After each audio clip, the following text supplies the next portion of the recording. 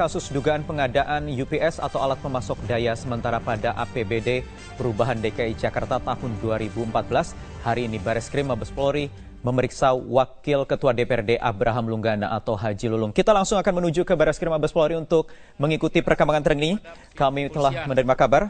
Dan saya mendukung untuk melakukan agar masalah ini supaya lebih cepat tuntasnya. Ya, sudah, terima kasih. Sedikit.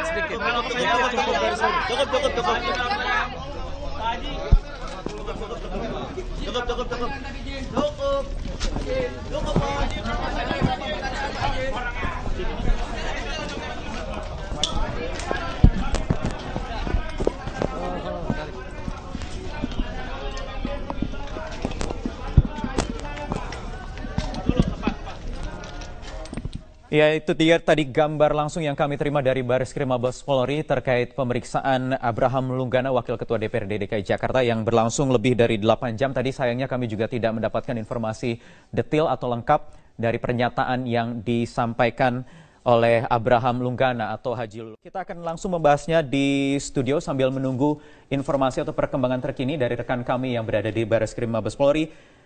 Saya ingin perkenalkan dulu narasumber yang ada di studio Prime Time News malam hari ini. Yang pertama di sebelah kanan saya ada peneliti Indonesia Corruption Watch ICW Febri Henry. Selamat malam, Mas Febri. Selamat malam. Terima kasih sudah hadir di studio, dan juga di sebelah kiri saya ada anggota DPRD DKI Jakarta fraksi Nasdem, Bestari Barus. Bang Barus, selamat malam. Selamat malam. Saya ingin ke Mas Febri dulu, yang juga sudah melaporkan kasus dugaan korupsi alat UPS ke KPK.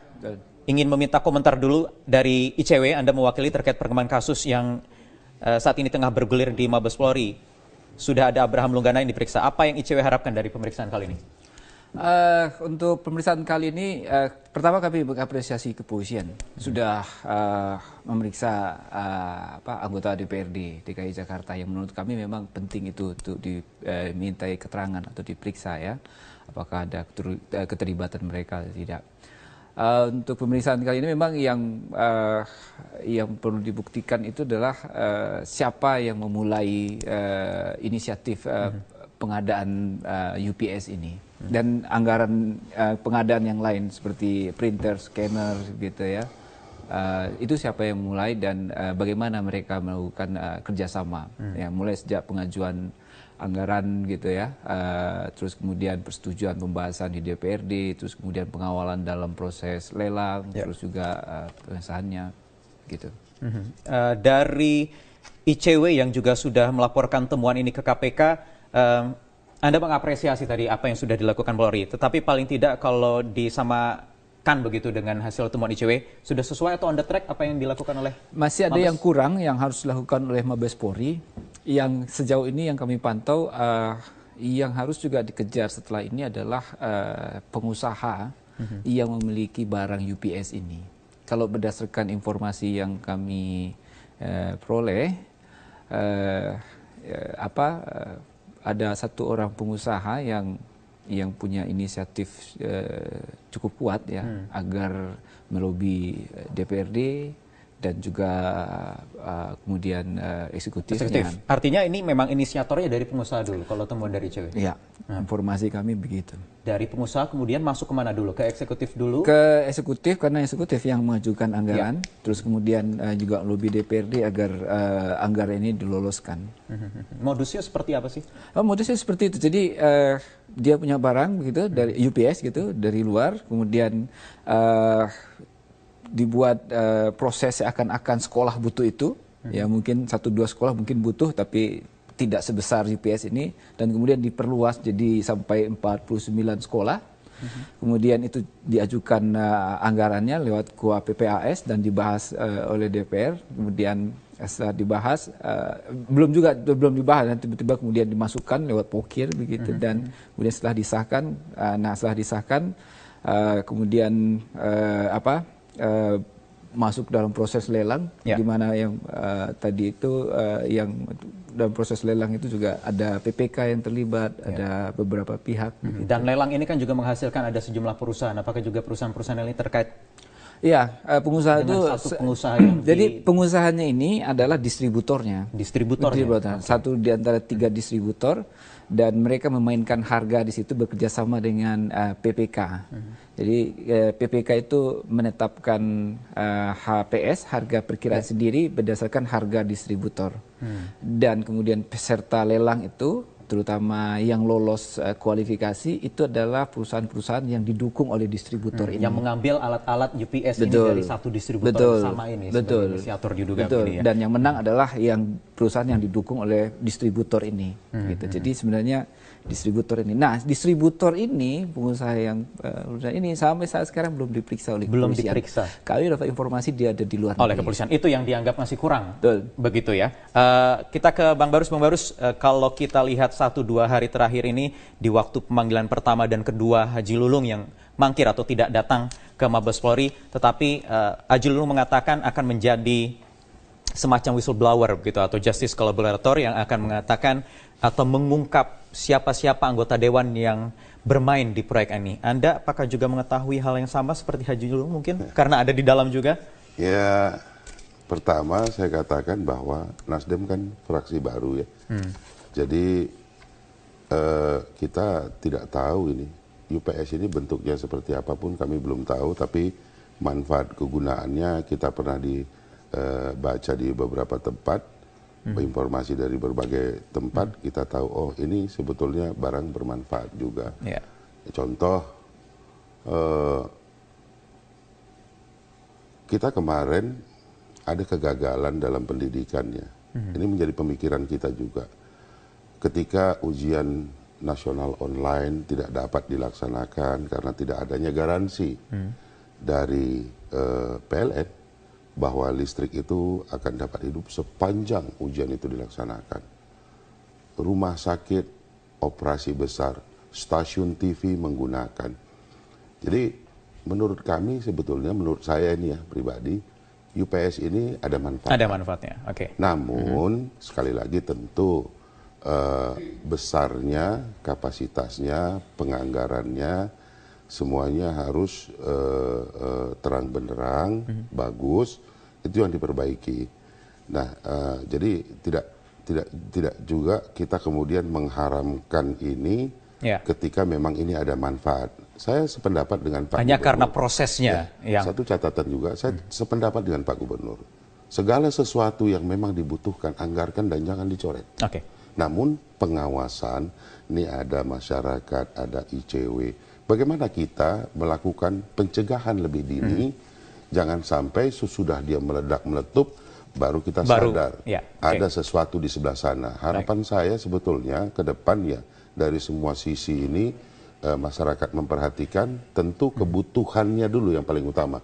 Jika memang itu betul-betul dibutuhkan, jangan ragu-ragu untuk mengandalkan. Ada prinsip transparansi melalui anggaran, melalui budgeting yang sekarang digembar-gemborkan oleh Gubernur sendiri, Basuki Cahayapurnama. Bagaimana kemudian nanti eksekutif dan juga DPRD bisa tadi Anda menjamin kepercayaan publik dan lain terhadap apa yang dianggarkan, apa juga keperluan, dan ini juga keperluan bagi warga Jakarta orang banyak. Kita akan lanjutkan lagi usai jeda berikut ini di Prime Time News.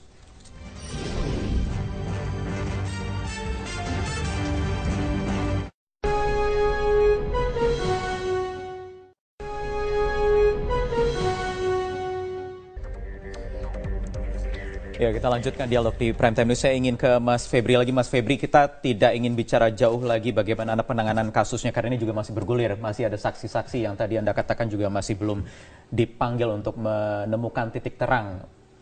Bagaimana kasus ini berawal, siapa inisiatornya, dan lain-lain, termasuk ada pengusaha yang memang belum dipanggil. Tapi paling tidak, kalau tadi juga sudah dikatakan, Barus, pemerintah Provinsi DKI terutama ini juga ingin menjalankan prinsip transparansi. Ada anggaran yang nanti sudah mulai sekarang melalui budgeting supaya ini kasus-kasus serupa tidak terulang kembali.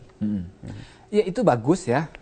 E-budgeting itu kan untuk mencatat ya semua perubahan-perubahan dalam rancangan anggaran yang diajukan pemerintah provinsi ke DPRD. Dan di DPRD dibahas, dan pembahasan itu juga harusnya tercatat begitu kan, dan itu juga tercatat juga di e-budgeting, sehingga kelihatan siapa yang mengubah-ubah anggaran itu ya. Yang kedua memang harusnya juga ini soal standar biaya.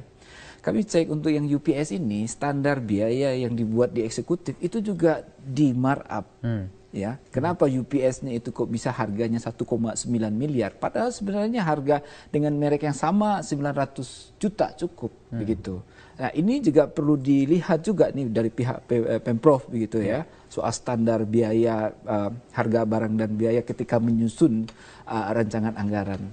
Nah, yang ketiga soal pengadaan. Nah, pengadaan kan sudah ada namanya e-procurement. Ya. Nah, e-procurementnya ini masih ada juga masalah ya. Kenapa? Karena sudah e-procurement masih ada celah yang masih bisa dimanfaatkan. Betul, gitu. betul. Apa itu? Misalkan kalau dalam kasus UPS ini kan harga itu sudah HPS-nya sudah didesain sedemikian rupa sehingga harganya tinggi gitu ya, memenangkan menguntungkan pengusaha, dan kemudian ketika proses lelangnya itu yang menang itu hanya perusahaan-perusahaan yang sudah didesain sejak awal begitu. Nah, ini juga perlu diperbaiki ya, di procurement.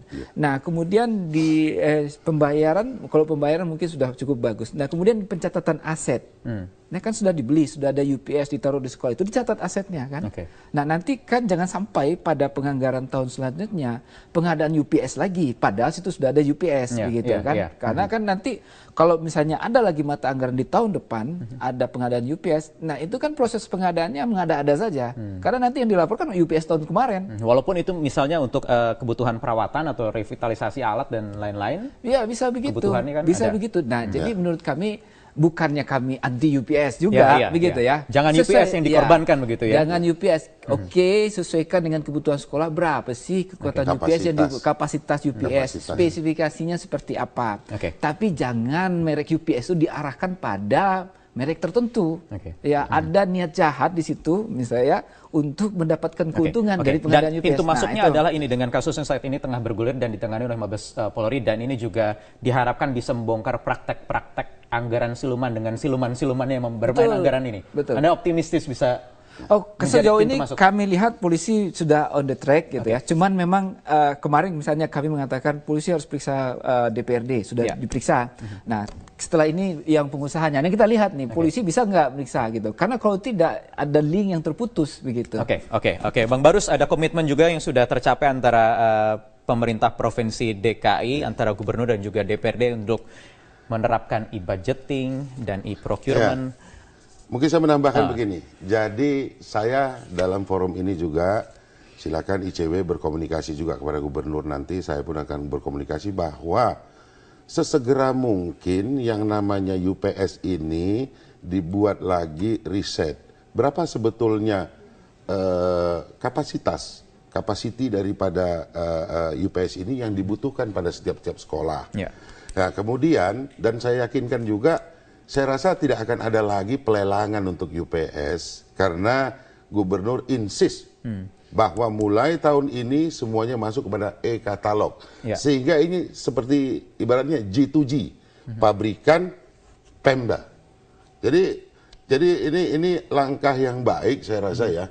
Jangan kita haramkan UPS itu, tetapi betul-betul kapasitas itu diketahui. Kan banyak orang pinter yang ahli teknik juga ada ya di Pemprov ini diberdayakan betul-betul sehingga kebutuhan sekolah untuk UPS kita ke depan ingin ujian online nasional dapat terlaksana dengan baik, masyarakat mendapat manfaat, keuangan negara tidak tercecer dan semua everybody happy. Ini yang perlu. Jadi saya yakin ICW, masyarakat, kita semua ingin masyarakat Indonesia usia sekolah ini cerdas dan dikenalkan dengan IT dari semenjak awal kan begitu. Permasalahan ini kan baru hanya satu pengadaan saja ini, baru UPS, belum ada pengadaan-pengadaan lainnya. Pengadaan yang lain dengan semangat transparansi itu apakah juga semua sekarang sudah dikatakan oleh gubernur dalam setiap pertemuan itu, saya tidak mau lagi ada lelang-lelang macam-macam. Semua barang masuk ke LKPP e-katalog. E-katalog. Dan itu sudah menjadi komitmen bersama antara Harusnya DPRD. seperti itu, Harusnya tidak bisa tidak Oke, seperti itu. oke. Dan kita akan, Nasdem akan dorong. Oke. Harus seperti itu, Baik. sehingga pekerjaan kita, apapun, pokir kita unlimited Ya. nanti Pak. Kita turun reses, ini dalam waktu dekat, tanggal 9 sampai 19, kita turun reses, sekolah kau butuh apa? Baik. Uang DKI cukup banyak. Baik. Asal dia katakan kita butuh, kita dorong. Oke, baik, kita nantikan terus sambil kasusnya juga bergulir. Mudah-mudahan ini juga bisa menjadi pintu masuk membongkar semua ada dugaan-dugaan anggaran siluman yang sudah disampaikan berulang kali oleh Gubernur Basuki Cahayapurnama. Kita nantikan bersama-sama komitmen antara DPR dan juga Pemprov DKI Jakarta. Bang Barus, terima kasih atas waktu singkatnya di